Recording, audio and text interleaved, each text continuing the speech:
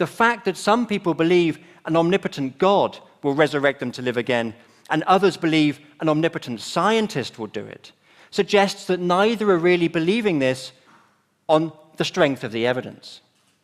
Rather, we believe these stories because we are biased to believe them, and we are biased to believe them because we are so afraid of death. So the question is, are we doomed to lead the one lives we have in a way that is shaped by fear and denial? Or can we overcome this bias? Well, the Greek philosopher Epicurus thought we could. He argued that the fear of death is natural, but it is not rational. Death, he said, is nothing to us, because when we are here, death is not. And when death is here, we are gone. Now, this is often quoted, but it's difficult to really grasp, to really internalize, because exactly this idea of being gone is so difficult to imagine. So 2,000 years later, another philosopher, Ludwig Wittgenstein, put it like this: death is not an event in life. We do not live to experience death. And so, he added, in this sense, life has no end. So, it was natural for me as a child to fear being swallowed by the void, but it wasn't rational, because being swallowed by the void is not something that any of us will ever live to experience. Now, overcoming this bias is not easy because the fear of death is so deeply embedded in us.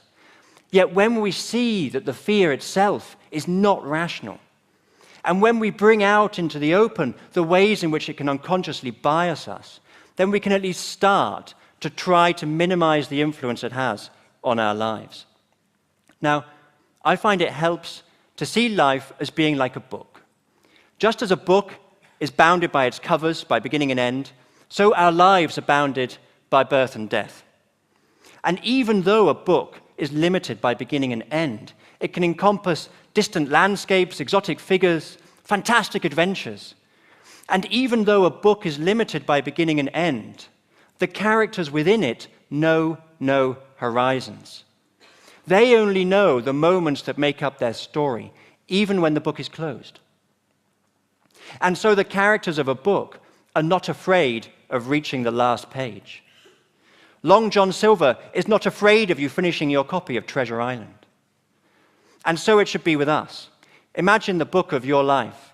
Its covers, its beginning and end are your birth and your death. You can only know the moments in between, the moments that make up your life. It makes no sense for you to fear what is outside of those covers, whether before your birth or after your death. And you needn't worry how long the book is, or whether it's a comic strip or an epic. The only thing that matters is that you make it a good story. Thank you.